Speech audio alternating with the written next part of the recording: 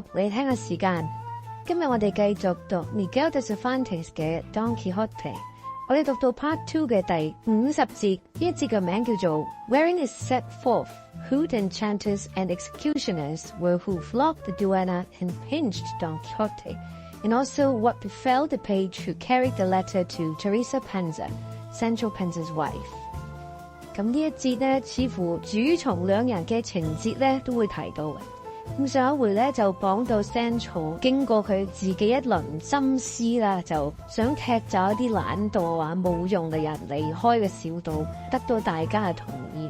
咁於是乎呢，佢出巡嘅時候做咗幾次嘅審判，不過佢都係遇上一啲所謂嘅刁物啊，尤其是最尾嗰位女士啊。好，我哋睇下呢一節呢，主從兩人各自呢有啲咩收啊。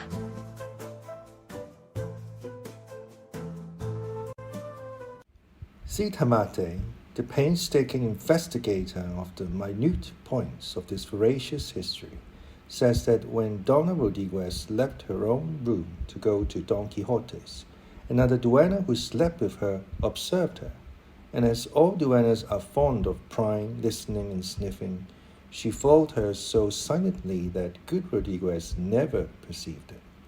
And as soon as the duenna saw her enter Don Quixote's room, not to fail in the duenna's invariable practice of tattling, she hurried off that instant to report to the Duchess how Donna Rodriguez was closeted with Don Quixote.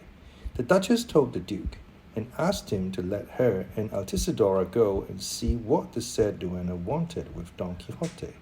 The Duke gave them leave, and the pair cautiously and quietly crept to the door of the room and posted themselves so close to it that they could hear all that was said inside. But when the Duchess heard how the Rodriguez had made public the Aranjuez of her issues, she could not restrain herself, nor Altisidora either, and so, filled with rage and thirsting for vengeance, they burst into the room and tormented Don Quixote and flogged the duenna in the manner already described. For indignities offered to their charms and self-esteem mightily provoke the anger of women and make them eager for revenge. The Duchess told the Duke what had happened, and he was much amused by it, and she, in pursuance of a design of making merry and diverting herself with Don Quixote, dispatched the page who had played the part of Dulcinea in the negotiations for her disenchantment, to Teresa Panza his wife with her husband's letter and another from herself, and also a great string of fine coral beads as a present. Now the history says this page was very sharp and quick-witted, and eager to serve his lord and lady, he set off very willingly for Sancho's village. Before he entered it, he observed a number of women washing in a brook, and asked them if they could tell him whether there lived there a woman of the name of Teresa Panza, wife of one Sancho Panza, squire to a knight called Don Quixote of La Mancha. At the question, a young girl who was washing stood up and said, Teresa Panza is my mother, and that Sancho is my father, and that knight is our master. Well then, miss, said the page, come and show me where your mother is, for I bring her a letter and a present from your father. That I will with all my heart, signor, said the girl, who seemed to be about 14, more or less. And leaving the clothes she was washing to one of her companions, and without putting anything on her head or feet, for she was bare-legged and had her hair hanging about her, away she skipped in front of the page's horse, saying, Come, your worship, our house is at the entrance of the town, and my mother is there, sorrowful enough at not having had any news of my father this ever so long. Well, said the page, I am bringing her such good news that she will have reason to thank God. And then, skipping, running, and capering, the girl reached the town. But before going into the house, she called out at the door, Come out, Mother Teresa, come out, come out. He is a gentleman with letters and other things from my good father.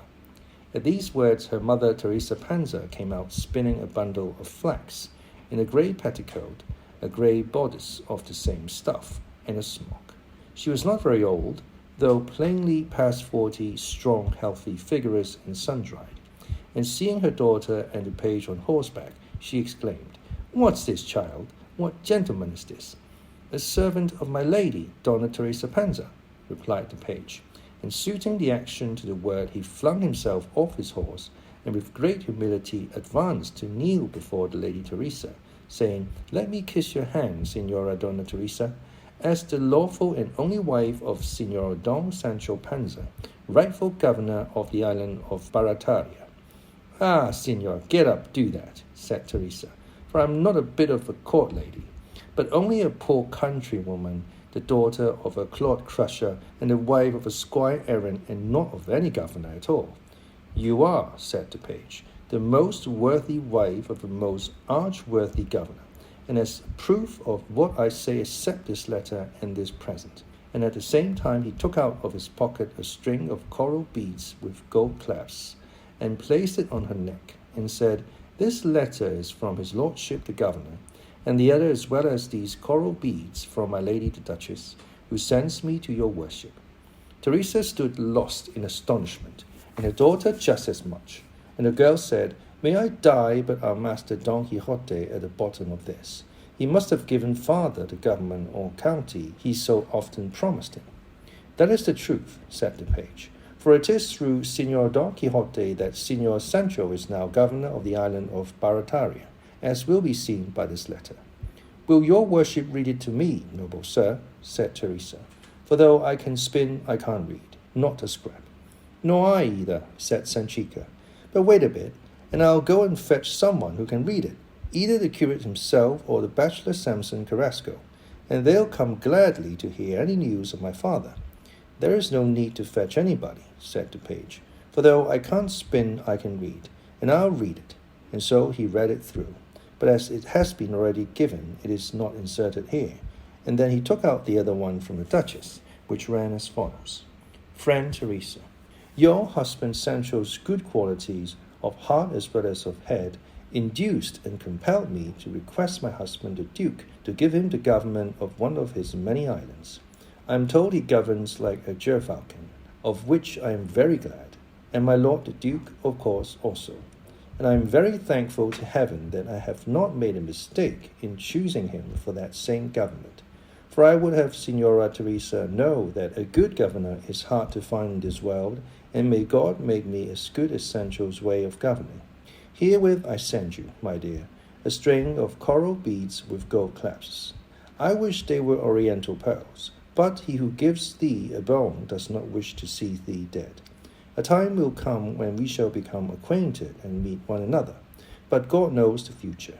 Commend me to your daughter Sanchica, and tell her from me to hold herself in readiness, for I mean to make a high match for her when she least expects it. They tell me there are big acorns in your village. Send me a couple of dozen or so, and I shall value them greatly as coming from your hand. And write to me at length to assure me of your health and well-being, and if there be anything you stand in need of, it is but to open your mouth, and that shall be the measure, and so God keep you. From this place, your loving friend, the Duchess. "Ah, what a good plain lowly lady," said Teresa when she heard the letter, "that I may be buried with ladies of that sort, and not the gentlewomen we have in this town. The fancy because they are gentlewomen, the wind must not touch them, and go to church with as much airs as if they were queens, no less, and seem to think they are disgraced if they look at a farmer's wife. And see here how this good lady, for all she's a duchess, calls me friend, and treats me as if I was her equal, and equal may I see her with the tallest church tower in La Mancha. And as for the acorns, Signor, I'll send her ladyship a peck, and such big ones that one might come to see them as a show and a wonder. And now, Sanchica, see that the gentleman is comfortable, put up his horse, and get some eggs out of the stable, and cut plenty of bacon, and let's give him his dinner like a prince. For the good news he has brought, and his own bonny face deserve it all. And meanwhile, I'll run out and give the neighbors the news of our good luck, and Father Curate, the Master Nicholas the Barber, who are and always have been such friends of thy father's." "That I will, mother," said Sanchica. "But mind, you must give me half of that string, for I don't think my lady the Duchess could have been so stupid as to send it all to you." "It is all for thee, my child," said Teresa, "but let me wear it round my neck for a few days, for verily it seems to make my heart glad." You will be glad too, said the page, when you see the bundle there is in this portmanteau, for it is a suit of the finest cloth, that the governor only wore one day out hunting and now sends, all for Signora Sanchica. May he live 1,000 years, said Sanchica, and the bearer as many, nay 2,000, if needful. With this, Teresa hurried out of the house with the letters, and with the string of beads round her neck, and went along thrumming the letters as if they were a tambourine. And by chance coming across the curate and Samson Carrasco, she began capering and saying, "None of us poor now, faith, we've got a little government. Hey, let the finest fine lady tackle me, and I'll give her a setting down." "What's all this, Teresa Panza?" said they. "What madness is this, and what papers are those?" "The madness is only this," said she, "that these are the letters of duchesses and governors, and these I have on my neck are fine coral beads, with Ave Marias and paternosters of beaten gold, and I am a governess." "God help us," said the curate. "We don't understand you, Teresa, or know what you are talking about." "There, you may see it yourselves," said Teresa, and she handed them the letters. The curate read them out for Samson Carrasco to hear, and Samson and he regarded one another with looks of astonishment at what they had read, and the bachelor asked who had brought the letters. Teresa in reply bade them come with her to her house, and they would see the messenger, a most elegant youth, who had brought another present, which was worth as much more.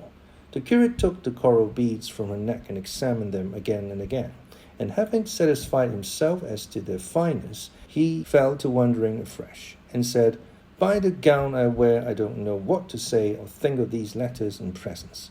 On the one hand, I can see and feel the fineness of these coral beads, and on the other, I read how a duchess sends to beg for a couple of dozen of acorns." "Square that if you can," said Carrasco. "Well, let's go and see the messenger, and from him we'll learn something about this mystery that has turned up." They did so, and Teresa returned with them. They found the page sifting a little barley for his horse, and Sanchica cutting a rasher of bacon to be paved with eggs for his dinner. His looks and his handsome apparel pleased them both greatly, and after they had saluted him courteously, and he then, Samson begged him to give them his news, as well of Don Quixote as of Sancho Panza, for, he said, though they had read the letters from Sancho and her ladyship the Duchess, they were still puzzled and could not make out what was meant by Sancho's government, and above all of an island, when all or most of those in the Mediterranean belonged to his majesty.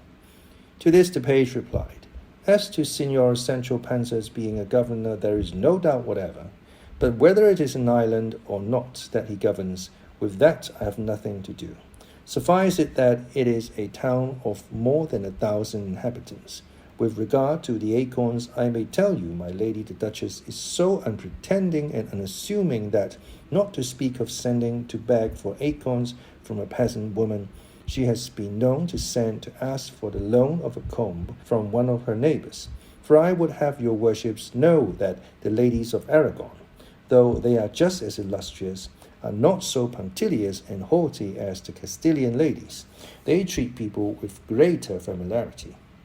In the middle of this conversation, Sanchica came in with her skirt full of eggs, and said she to the page, "Tell me, Signor, does my father wear trunk hose since he has been governor?"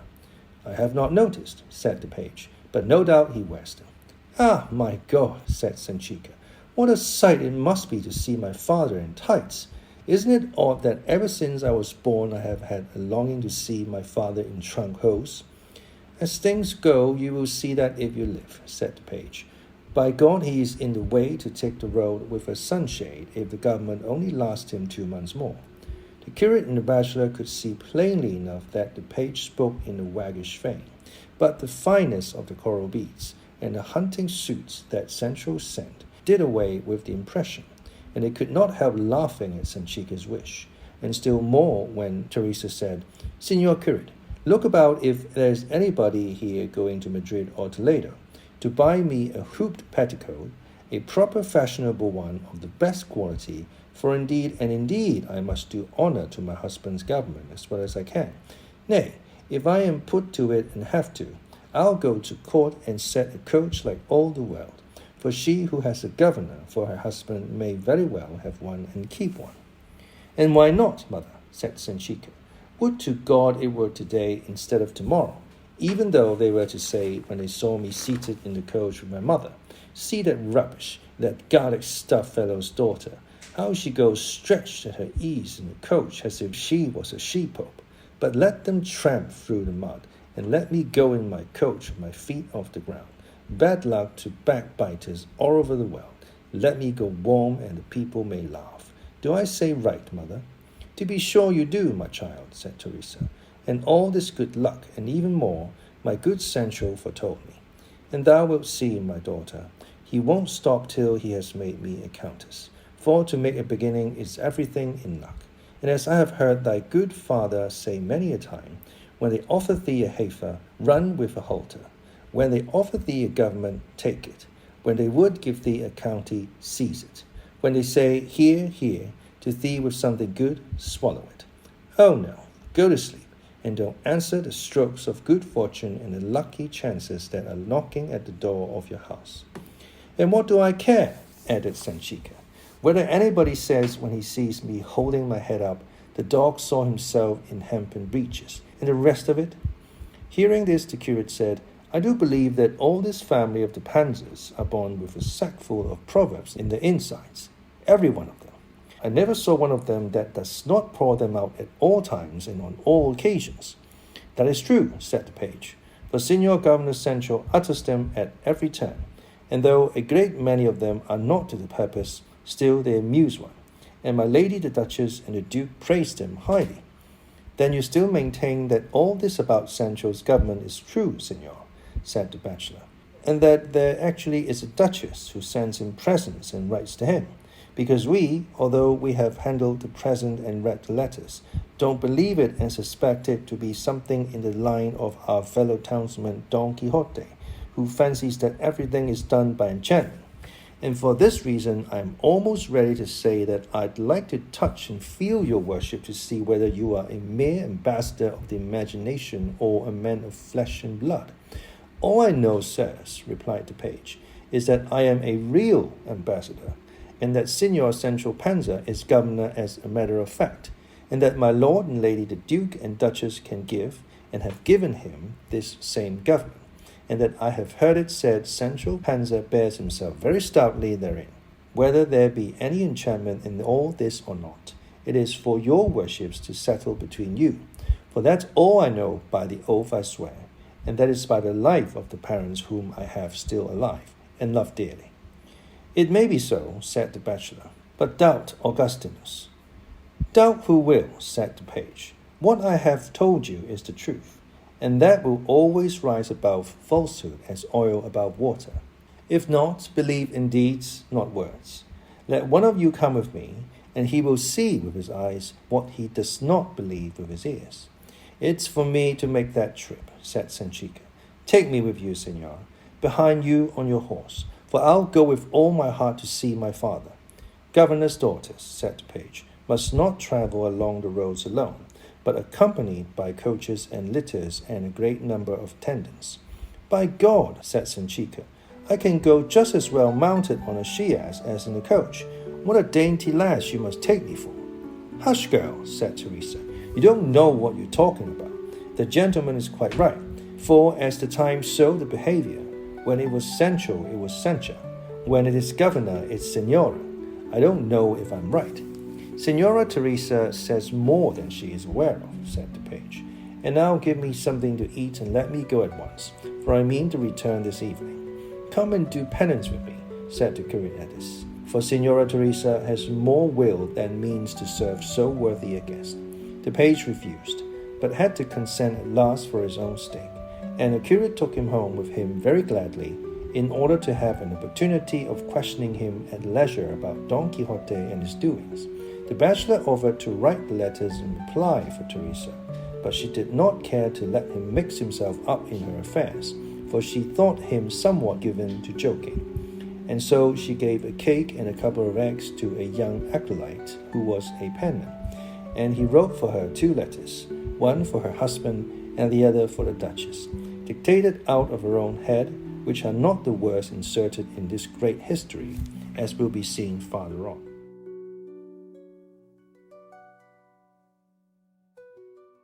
好，呢一節就分兩段。第一段呢，就係講上一回將當揭開提同埋女管家毒打嘅兩個人影呢，實際上就係 Altisidora 同埋女伯爵本人。就因為呢 Rodriguez 入去揾當揭開提呢件事呢，俾其他嘅女僕知道咗。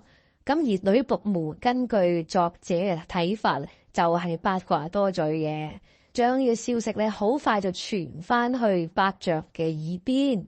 伯爵就指派 Altisidora 同埋女伯爵就去偷聽睇下呢個 Rodriguez 咧到底揾當揭開提係何事，而亦都因為 Rodriguez 背後其實係講伯爵家嘅壞話，話佢哋無能軟弱，而導致佢嘅損失啦。於是乎女伯爵就忍唔住啦，衝出嚟就毒打二人，就解釋咗之前嘅事。之後咧就講女伯爵就派一個傳話嘅人去揾 Teresa Central， 同佢哋講 Central 佢走馬上任嘅事啦，會迎接佢哋去嗰個小島度長住嘅。但係呢一刻咧就係知會俾佢哋知道，睇下佢哋嘅意願係點，佢哋嘅回應係點啦。Teresa 即係 Central 嘅太太咧，起初咧都難以相信呢個係事實。但係佢見到傳話者咧，一來即係有相貌堂堂、打扮得宜又識字啊嚇，而自己嘅目不識丁，包括佢女兒在內，於是乎咧都半信半疑，一路去到咧都深信不疑。於是乎咧就叫村入邊嘅其他人，對於嗰啲熟悉 Central 同埋當揭開提嘅人啊出嚟咧，就一齊去讀信，或者就話俾佢哋聽。即係有某程度上嘅炫耀啦，就話我而家就去做島主啦，就終於出人頭地啦咁。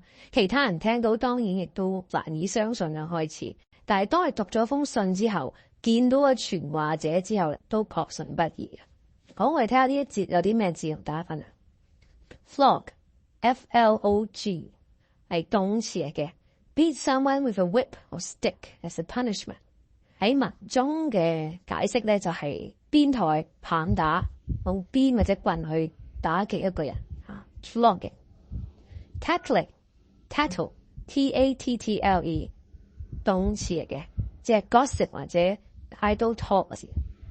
Thrum T-H-R-U-M thrum 動詞 make a continuous rhythmic humming sound。文中就話 Teresa 咧就係咁喺度。用佢嗰個頸然時候敲擊嗰封信，當佢係一個敲擊樂器咁樣打起上。好，我哋今一節讀到呢度，下一節再同大家讀你聽，拜拜。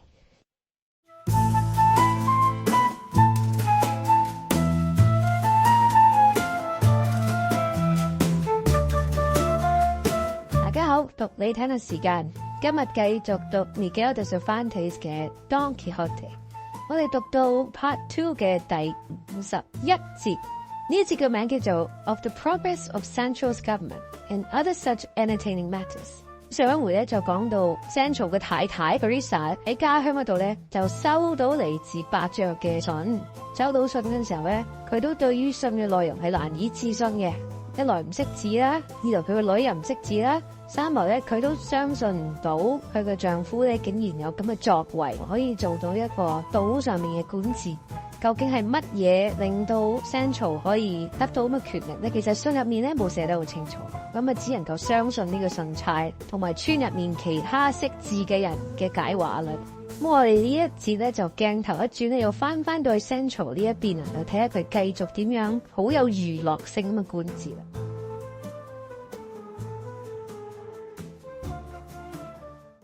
Day came after the night of the governor's round, a night which the head carver passed without sleeping. So were his thoughts of the face and air and beauty of the disguised damsel, while the majordomo spent what was left of it in writing an account to his lord and lady of all Sancho said and did, being as much amazed at his sayings as at his doings. For there was a mixture of shrewdness and simplicity in all his words and deeds. The senior governor got up, and by Dr. Pedro Recio's directions they made him break his fast on a little conserve and 4 sups of cold water, which Sancho would have readily exchanged for a piece of bread and a bunch of grapes. But seeing there was no help for it, he submitted with no little sorrow of heart and discomfort of stomach. Pedro Recio having persuaded him that light and delicate diet enlivened the wits, and that was what was most essential for persons placed in command and in responsible situations, where they have to employ not only the bodily powers but those of the mind also. By means of this sophistry, Sancho was made to endure hunger, and hunger so keen that in his heart he cursed the government, and even him who had given it to him. However, with his hunger and his conserve, he undertook to deliver judgments that day. And the first thing that came before him was the question that was submitted to him by a stranger, in the presence of the major domo and the other attendants. And it was in these words: Signor, a large river separated two districts of one and the same lordship. Will your worship please to pay attention, for the case is an important and a rather knotty one. Well then, on this river there was a bridge, and at one end of it a gallows, and a sort of tribunal, where 4 judges commonly sat to administer the law which the lord of river, bridge, and the lordship had enacted, and which was to this effect: if anyone crosses by this bridge from one side to the other, he shall declare on oath where he is going to, and with what object. And if he swears truly, he shall be allowed to pass. But if falsely, he shall be put to death for it by hanging on the gallows erected there, without any remission. Though the law and its severe penalty were known, many persons crossed, but in their declarations it was easy to see at once they were telling the truth, and the judges let them pass free. It happened, however, that one man, when he came to take his declaration, swore and said that by the oath he took he was going to die upon the gallows that stood there and nothing else. The judges held a consultation over the oath, and they said, if we let this man pass free, he has sworn falsely, and by the law he ought to die. But if we hang him, as he swore he was going to die on that gallows, and therefore swore the truth, by the same law he ought to go free. It is asked of your worship, Signor Governor, what are the judges to do with this man? For they are still in doubt and perplexity, and having heard your worship's acute and exalted intellect, they have sent me to entreat your worship on their behalf to give your opinion on this very intricate and puzzling case. To this Sancho made answer, indeed those gentlemen the judges that said unto me might have spared themselves the trouble, for I have more of the obtuse than the acute in me, but repeat the case over again, so that I may understand it, and then perhaps I may be able to hit the point.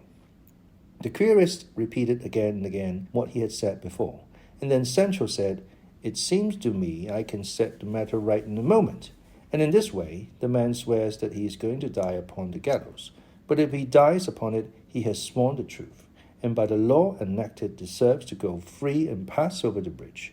But if they don't hang him, then he has sworn falsely, and by the same law deserves to be hanged. It is as the Signor Government says, said the messenger, and as regards a complete comprehension of the case, there is nothing left to desire or hesitate about. Well, then I say, said Sancho, that of this man they should let pass the part that has sworn truly, and hang the part that has lied, and in this way the conditions of the passage will be fully complied with. But then, Signor Governor, replied the querist, the man will have to be divided into 2 parts, and if he is divided, of course he will die, and so none of the requirements of the law will be carried out, and it is absolutely necessary to comply with it. Look here, my good sir, said Sancho, either I am a numbskull, or else there is the same reason for this passenger dying as for his living and passing over the bridge.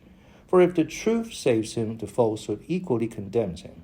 And that being the case, it is my opinion you should say to the gentleman who sent you to me that as the arguments for condemning him and for absolving him are exactly balanced, they should let him pass freely, as it is always more praiseworthy to do good than to do evil. This I would give signed with my name if I knew how to sign.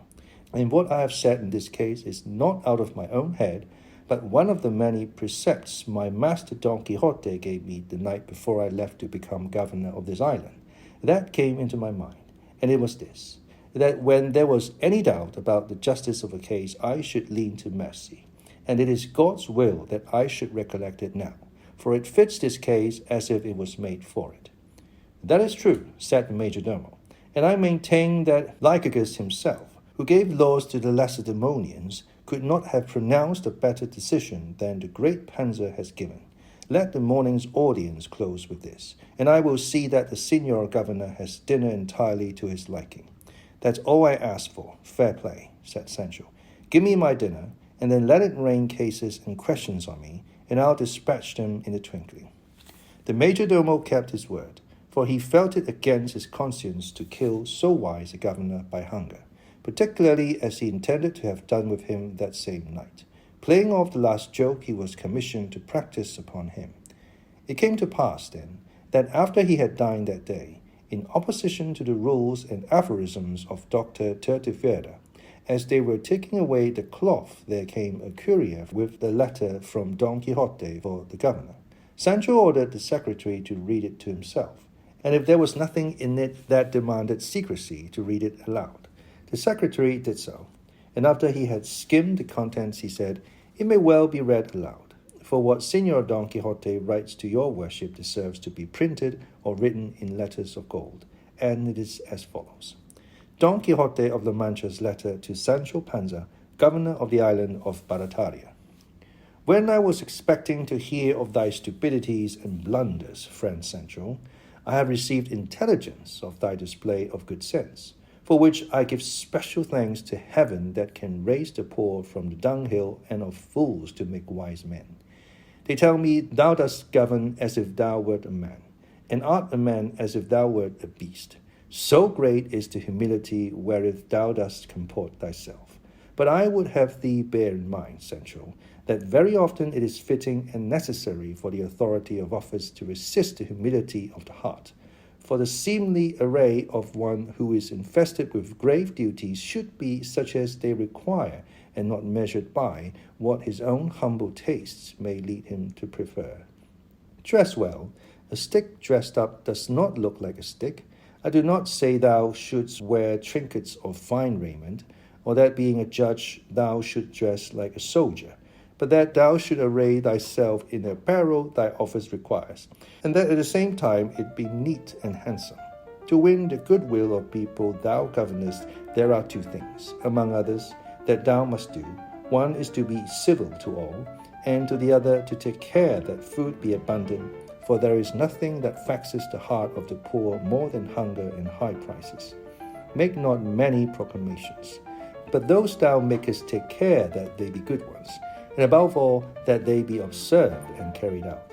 For proclamations that are not observed are the same as if they did not exist. Nay, they encourage the idea that the prince who had the wisdom and authority to make them had not the power to enforce them. And laws that threaten and are not enforced come to be like the Lord, the king of the frogs, that frightened them at first, but that in time they despised and mounted upon. Be a father to virtue and a stepfather to vice. Be not always strict, nor yet always lenient, but observe a mean between these two extremes, for in that is the aim of wisdom. Visit the jails, the slaughterhouses, and the marketplaces, for the presence of the governor is of great importance in such places. It comforts the prisoners who are in hopes of a speedy release. It is the bugbear of the butchers who have then to give just weight, and it is the terror of the market women for the same reason. Let it not be seen that thou art covetous, a follower of women, or a glutton. For when people and those that have dealings with thee become aware of thy special weakness, they will bring their batteries to bear upon thee in that quarter, till they have brought thee down to the depths of perdition. Consider and reconsider, con over again the advices and the instructions I gave thee before thy departure hence to thy government, and thou wilt see that in them, if thou dost follow them, thou hast a help at hand that will lighten for thee the troubles and difficulties that beset governors at every step. Write to thy lord and lady, and show thyself grateful to them, for ingratitude is the daughter of pride, and one of the greatest sins we know of. And he who is grateful to those who have been good to him shows that he will be so to God also, who has bestowed and still bestows so many blessings upon him.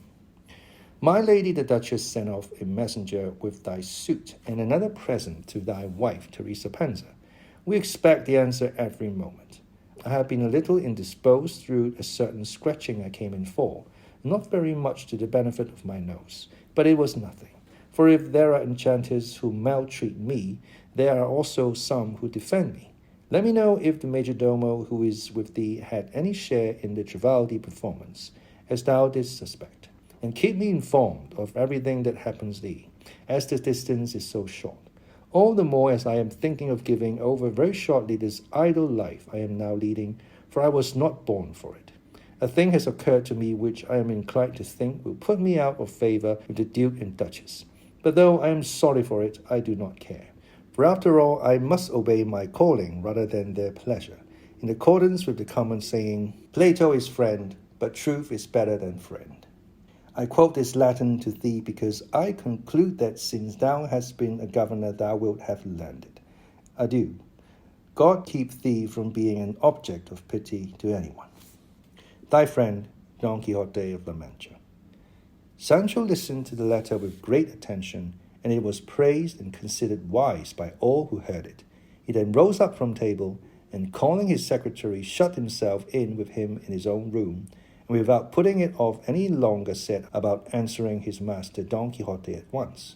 And he bade the secretary write down what he told him, without adding or suppressing anything, which he did, and the answer was to the following effect. Sancho Panza's letter to Don Quixote of La Mancha. The pressure of business is so great upon me that I have no time to scratch my head or even to cut my nails. And I have them so long. God send a remedy for it.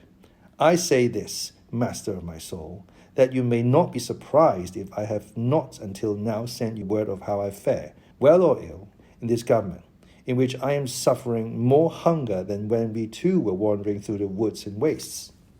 My lord the Duke wrote to me the other day to warn me that certain spies had got into this island to kill me. But up to the present I have not found out any except a certain doctor who receives a salary in this town for killing all the governors that come here.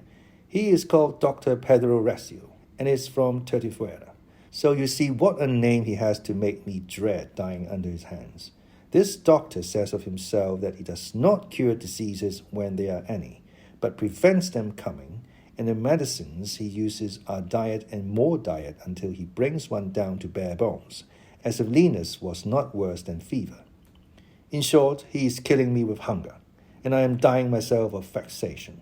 For when I thought I was coming to this government to get my meat hot and my drink cool, and take my ease between Holland sheets on feather beds, I find I have come to do penance as if I was a hermit, and as I don't do it willingly, I suspect that in the end the devil will carry me off.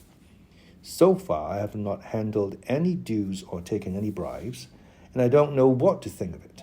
For here they tell me that the governors that come to this island before entering it have plenty of money either given to them or lent to them by the people of the town, and that this is the usual custom not only here but with all other enter upon governments.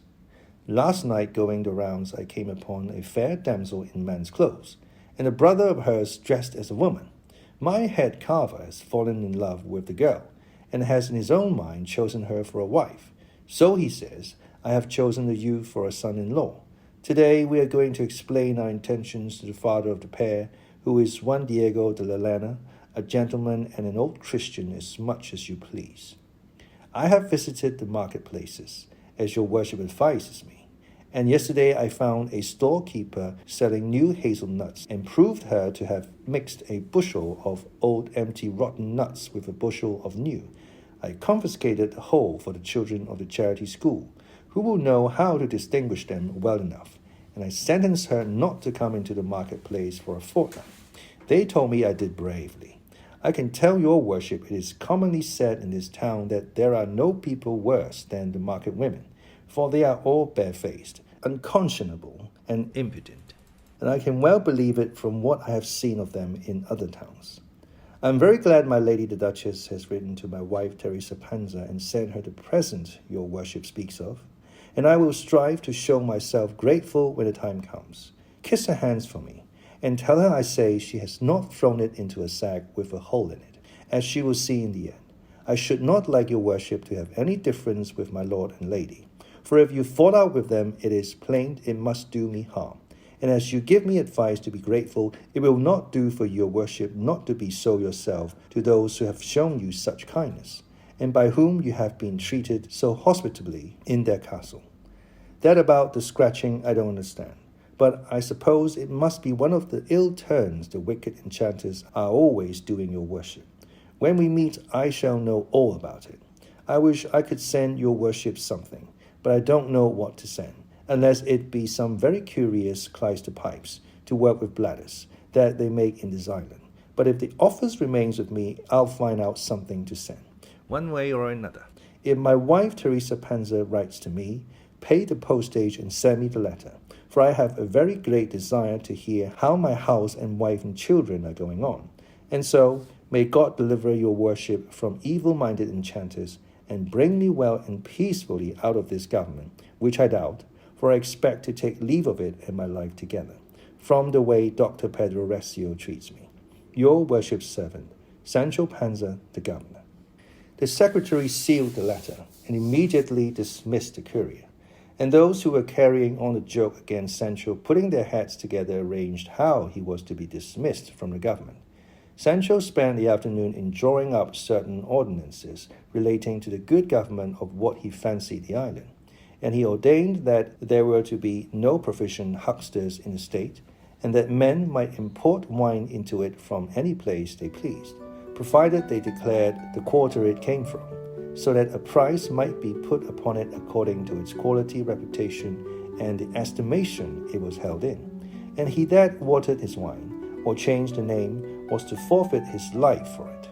He reduced the prices of all manner of shoes, boots, and stockings, but of shoes in particular, as they seemed to him to run extravagantly high. He established a fixed rate for servants' wages, which were becoming recklessly exorbitant. He laid extremely heavy penalties upon those who sang lewd or loose songs either by day or night. He decreed that no blind man should sing of any miracle in verse, unless he could produce authentic evidence that it was true, for it was his opinion that most of those the blind men sing are trummed up, to the detriment of the true ones. He established and created an alguacil of the poor, not to harass them, but to examine them and see whether they really were so. For many a sturdy thief or drunkard goes about under cover of a make-believe crippled limb or a sham sore. In a word, he made so many good rules that to this day they are preserved there, and are called the constitutions of the great governor Sancho Panza.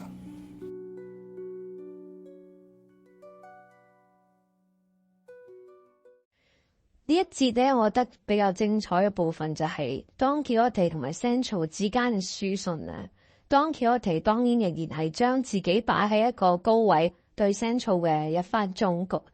要知恩，你唔知恩嘅話咧，你就會變得驕傲。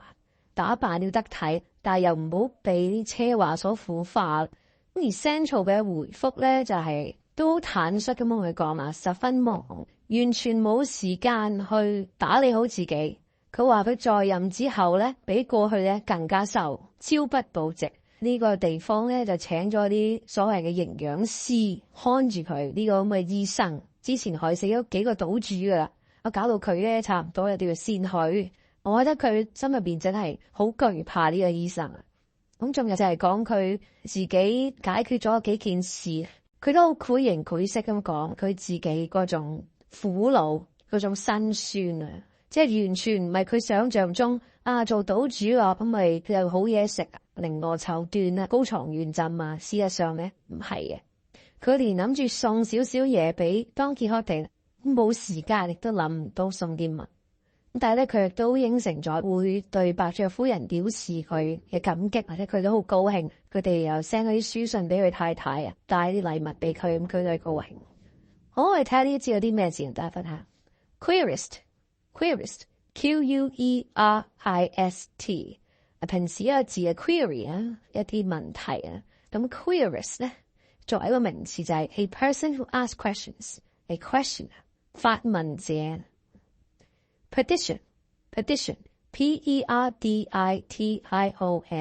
名詞嚟嘅，呢個係一啲神學入面嘅一啲名詞咧。A state of eternal punishment and damnation into which a sinful and unrepentant person passes after death. 中文嘅解釋就係萬劫不復、無間地獄咁樣嘅摧殘懲罰。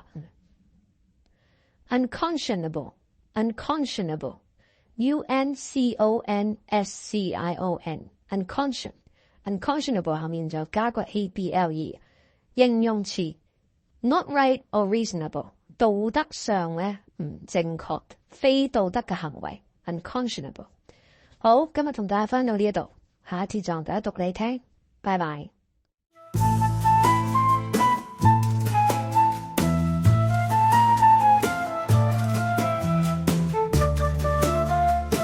大家好，讀你聽嘅時間，今日繼續讀 Miguel de Cervantes 嘅 Don Quixote， 我哋讀到 Part 2 嘅第52節，呢一節嘅名叫做 Wherein is related the adventure of the second distressed or afflicted duenna, otherwise called Donna Rodriguez。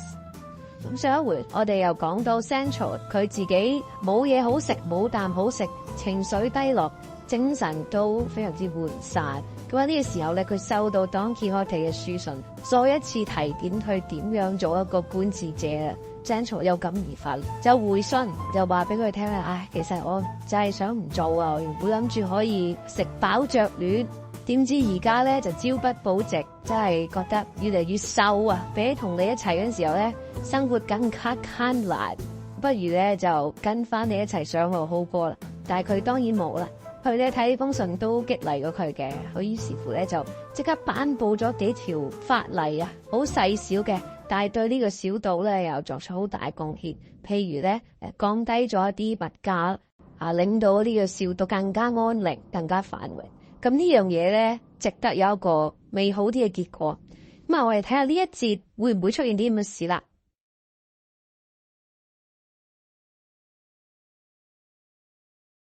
Cide Hamete relates that Don Quixote, being now cured of his scratches, felt that the life he was leading in the castle was entirely inconsistent with the order of chivalry he professed. So he determined to ask the Duke and Duchess to permit him to take his departure for Saragossa. As the time of the festival was now drawing near, and he hoped to win there the suit of armor, which is the prize at festivals of the sort. But one day at table with the Duke and Duchess, just as he was about to carry his resolution into effect and ask for their permission, lo and behold, suddenly there came in through the door of the great hall 2 women, as they afterwards proved to be, draped in mourning from head to foot, one of whom, approaching Don Quixote, flung herself at full length at his feet, pressing her lips to them, and uttering moans so sad, so deep, and so doleful that she put all who heard and saw her into a state of perplexity. And though the Duke and Duchess supposed it must be some joke their servants were playing off upon Don Quixote, still the earnest way the woman sighed and moaned and wept puzzled them and made them feel uncertain, until Don Quixote, touched with compassion, raised her up and made her unveil herself and remove the mantle from her tearful face. She complied and disclosed what no one could have ever anticipated, for she disclosed the countenance of Donna Rodriguez, the duenna of the house, the other female in mourning being her daughter, who had been made a fool of by the rich farmer's son. All who knew her were filled with astonishment, and the Duke and Duchess more than any, for though they thought her a simpleton and a weak creature, they did not think her capable of crazy pranks. Donna Rodriguez, at length, turning to her master and mistress, said to them, "Will your excellencies be pleased to permit me to speak to this gentleman for a moment? For it is requisite I should do so in order to get successfully out of the business in which the boldness of an evil-minded clown has involved me." The Duke said that for his part he gave her leave, and that she might speak with Signor Don Quixote as much as she liked. She then, turning to Don Quixote and addressing herself to him, said, "Some days since, valiant knight, I gave you an account of the injustice and treachery of a wicked farmer to my dearly beloved daughter, the unhappy damsel here before you, and you promised me to take her part and right the wrong that has been done her. But now it has come to my hearing that you are about to depart from this castle in quest of such fair adventures as God may vouchsafe to you. Therefore, before you take the road, I would that you challenge this froward rustic, and compel him to marry my daughter in fulfillment of the promise he gave her to become her husband before he seduced her. For to expect that my lord the Duke will do me justice is to ask pears from the elm tree. for the reason I stated privately to your worship, and so may our Lord grant you good health and forsake us not." To these words Don Quixote replied very gravely and solemnly, "Worthy duenna, check your tears, or rather dry them, and spare your sighs, for I take it upon myself to obtain redress for your daughter, for whom it would have been better not to have been so ready to believe lovers' promises, which are for the most part quickly made and very slowly performed. And so, with my Lord the Duke's leave, I will at once go in quest of this inhuman youth, and will find him out and challenge him and slay him, if so be he refuses to keep his promised word. For the chief object of my profession is to spare the humble and chastise the proud. I mean, to help the distressed and destroy the oppressors. There is no necessity," said the Duke, "for your worship to take the trouble of seeking out the rustic of whom this worthy duenna complains, nor is there any necessity either for asking my leave to challenge him, for I admit him duly challenged, and will take care that he is informed of the challenge and accepts it, and comes to answer it in person to this castle of mine, where I shall afford to both a fair field, observing all the conditions which are usually and properly observed in such trials, and observing too justice to both sides, as all princes who offer a free field to combatants within the limits of their lordships are bound to do." "Then with that assurance and your highness's good leave," said Don Quixote, "I hereby for this once waive my privilege of gentle blood, and come down and put myself on the level with a lowly birth of the wrongdoer, making myself equal with him, and enabling him to enter into combat with me. And so I challenge and defy him, though absent, on the plea of his malfeasance in breaking faith with this poor damsel, who was a maiden and now by his misdeed is none, and say that he shall fulfill the promise he gave her to become her lawful husband, or else stake his life upon the question." And then plucking off a glove, he threw it down in the middle of the hall, and the Duke picked it up, saying, as he had said before, that he accepted the challenge in the name of his vassal, and fixed 6 days thence as the time, the courtyard of the castle as the place, and for arms the customary ones of knights, lance and shield and full armor, with all the other accessories, without trickery, guile, or charms of any sort, and examined and passed by the judges of the field. "But first of all," he said, "it is requisite that this worthy duenna and unworthy damsel should place their claim for justice in the hands of Don Quixote, for otherwise nothing can be done, nor can the said challenge be brought to a lawful issue." "I do so place it," replied the duenna.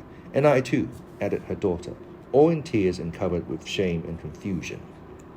This declaration having been made, and the Duke having settled in his own mind what he would do in the matter, the ladies in black withdrew, and the Duchess gave orders that for the future they were not to be treated as servants of hers, but as lady adventurers who came to her house to demand justice. So they gave them a room to themselves, and waited on them as they would on strangers, to the consternation of the other women servants, who did not know where the folly and imprudence of Donna Rodriguez and her unlucky daughter would stop.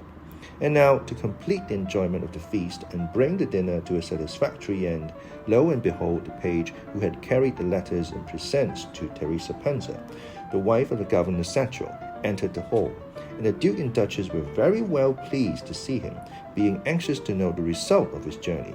But when they asked him, the page said in reply that he could not give it before so many people or in a few words, and begged their excellences to be pleased to let it wait for a private opportunity, and in the meantime amused themselves with these letters, and taking out the letters he placed them in the Duchess's hand.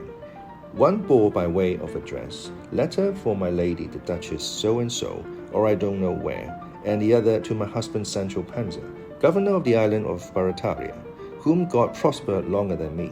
The Duchess' bread would not bake, as the saying is, until she had read her letter, and having looked over it herself and seen that it might be read aloud for the Duke and all present to hear, she read out as follows: Teresa Panza's letter to the Duchess. "The letter your Highness wrote me, my lady, gave me great pleasure, for indeed I found it very welcome. The string of coral beads is very fine, and my husband's hunting suit does not fall short of it. All this village is very much pleased that your ladyship has made a governor of my good man Sancho, though nobody will believe it, particularly the curate, and Master Nicholas the barber, and the bachelor Samson Carrasco. But I don't care for that, For so long as it is true, as it is, they may all say what they like. Though, to tell the truth, if the coral beads and the suit had not come, I would not have believed it either. For in this village, everybody thinks my husband a numbskull, and except for governing a flock of goats, they cannot fancy what sort of government he can be fit for. God grant it, and direct him according as he sees his children stand in need of it. I am resolved, with your worship's leave, Lady of my soul, to make the most of this fair day, and go to court to stretch myself at ease in the coach, and make all those I have envying me already burst their eyes out. So I beg your excellence to order my husband to send me a small trifle of money, and to let it be something to speak of, because one's expenses are heavy at the court. For a loaf costs a real, and meat 30 maravedis a pound, which is beyond everything. And if he does not want me to go, let him tell me in time, for my feet are on the fidgets to be off. And my friends and neighbors tell me that if my daughter and I make a figure and a brave show at court, my husband will come to be known far more by me than I by him.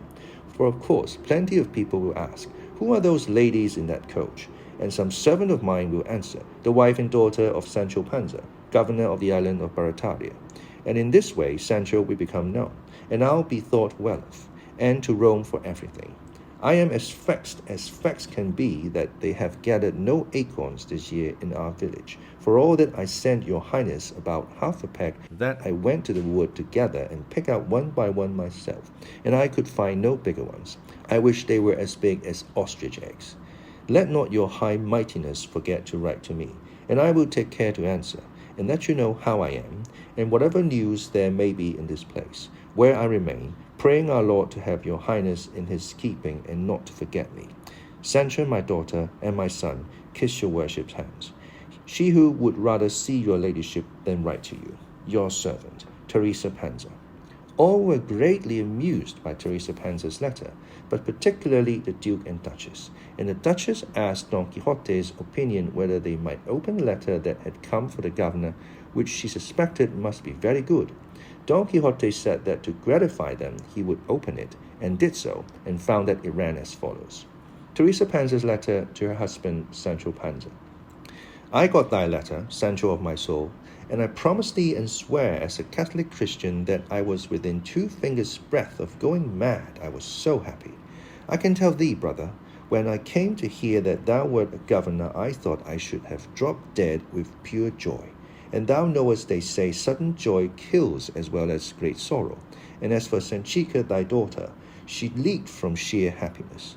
I had before me the suit thou didst send me, and the coral beads my lady the Duchess sent me round my neck, and the letters in my hands, and there was the bearer of them standing by. And in spite of all this, I verily believed and thought that what I saw and handled was all a dream. For who could have thought that a goat herd would come to be a governor of islands? Thou knowest, my friend, what my mother used to say, that one must live long to see much. I say it because I expect to see more if I live longer, for I don't expect to stop until I see thee a farmer of taxes or a collector of revenue, which are offices where, though the devil carries off those who make a bad use of them, still they make and handle money. My lady the Duchess will tell thee the desire I have to go to court. Consider the matter and let me know thy pleasure. I will try to do honor to thee by going in a coach. Neither the curate, nor the barber, nor the bachelor, nor even the sacristan can believe that thou art a governor. And they say the whole thing is a delusion or an enchantment affair, like everything belonging to thy master Don Quixote. And Samson says he must go in search of thee and drive the government out of thy head and the madness out of Don Quixote's skull. I only laugh and look at my string of beads, and plan out the dress I'm going to make for our daughter out of thy suit. I sent some acorns to my lady the Duchess. I wish they had been gold. Send me some strings of pearls if they are in fashion in that island. Here is the news of the village. La Peruca has married her daughter to a good-for-nothing painter, who came here to paint anything that might turn up. The council gave him an order to paint His Majesty's arms over the door of the town hall. He asked 2 ducats, which they paid him in advance.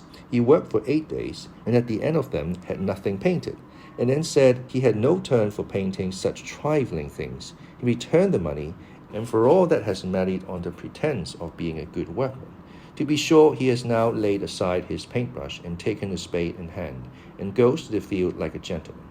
Pedro Lobo's son has received the first orders de tonsure, with the intention of becoming a priest. Minguia, Mingo Sovato's granddaughter, found it out, and has gone to law with him on the score of having given her promise of marriage. Evil tongue says she is with child by him, but he denies it stoutly. There are no olives this year, and there is not a drop of vinegar to be had in the whole village. A company of soldiers passed through here. When they left, they took away with them 3 of the girls of the village. I will not tell thee who they are. Perhaps they will come back, and they will be sure to find those who will take them for wives with all their blemishes, good or bad. Sanchica is making bone lace. She earns 8 maravedis a day clear, which she puts into a money box as a help towards house furnishing. But now that she is a governor's daughter, thou wilt give her a portion without her working for it. The fountain in the plaza has run dry. A flash of lightning struck the gibbet, and I wish they all lit there. I look for an answer to this, and to know thy mind about my going to the court. And so God keep thee longer than me, or as long, for I would not leave thee in this world without me. Thy wife, Teresa Panza. The letters were applauded, laughed over, relished, and admired. And then, as if to put the seal to the business, the courier arrived, bringing the one Sancho sent to Don Quixote. And this, too, was read out, and it raised some doubts as to the governor's simplicity. The Duchess withdrew to hear from the page about his adventures in Sancho's village, which he narrated at full length without leaving a single circumstance unmentioned. He gave her the acorns, and also a cheese which Teresa had given him as being particularly good and superior to those of Tronchon. The Duchess received it with greatest delight, in which we will leave her, to describe the end of the government of the great Sancho Panza, flower and mirror of all governors of islands.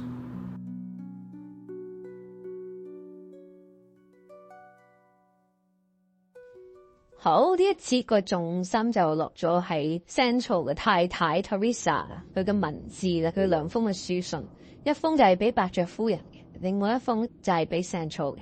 不過喺讀信之前 ，Don Rodriguez 呢個女管家再次出現喺 Don Quixote 嘅身前，因為咧 Don Quixote 已經喺伯爵家公開聲明佢就係想離開，佢成日居住喺伯爵家咧就有違佢嘅騎士精神。佢面上面嘅爪傷咧已經好煩，時候上路啦。Don Rodriguez 知道咗 Don Quixote 要走咧，當然就唔放過呢個機會，喺佢面前出現，衝入嚟，然之後帶埋佢個女同佢講：你究竟幫唔幫我去伸張正義，將同我個女有婚約嘅呢個男人揾出嚟，然之後咧逼佢同佢結婚。Don Quixote就從容不迫咁話：我係會咁樣做嘅，你放心啦。我而家就係揾佢，但係啲伯爵聽開就話：你唔需要揾佢噶啦，我咧會揾人派書信，就邀請佢過嚟，我哋會喺城堡度揾一個地方俾你做決鬥之用。你決鬥贏咗啦，你想點咪點咯。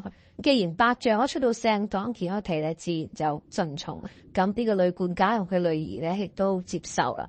呢個時候咧，傳信者就翻嚟啦，拎住 Teresa Panza 嘅2封書信，由伯爵夫人讀出嚟。都係一啲好恭敬、好感激致謝詞，都講咗少少村入面嘅人各種嘅心態啦。當然係覺得難以置信啦，覺得係魔法使然、巫術使然。總括嚟講咧，都係感謝啦，亦都急不及待咧想過嚟同 Sancho 一齊。亦都有提到喺村入面嘅日子過得唔容易，需要一啲金錢上嘅支援，或者需要一啲更多嘅物證、金錢去證明俾其他人睇呢件事係真確嘅。而 Teresa 寫俾 Sancho 嘅書信呢，同樣都係有好多關於村入面嘅事，亦都有話俾 Sancho 聽佢話戥佢好驕傲啦嚇，好高興，亦都話俾佢聽快啲派馬車啊！派人嚟啊，接走佢哋啊，或者接濟佢哋啊咁樣。呢啲信呢，全部都係寫得非常之好。當然唔係 Teresa 自己寫啦，佢係用口去講出嚟，人哋幫佢寫咁，但係呢嗰個內容都係非常之豐富充分，亦都表現出佢自己嘅性格、佢嘅心情。大家聽完啲書信呢，都鼓起脹氣。好，我哋睇下呢節有啲咩字同大家分享。Froward F-R-O-W-A-R-D 形容詞嚟嘅，古文嚟 archaic of a person difficult to deal with contrary 好難以處理嘅人咧嘅性格嘅。呢個字就因為古文嘅關係咧，相信大家平時都會好少用到或者見到。另外一個 malfeasance M-A-L-F-E-A-S-A-N-C-E 名詞 wrongdoing especially by a public official 管治不當啊，或者政策不當啊，審判不當，因為佢係形容一啲公職人員所做錯事，所以呢個字咧係好有指向性嘅。呢一節就嚟到呢度，我哋下一次再解讀你聽，拜拜。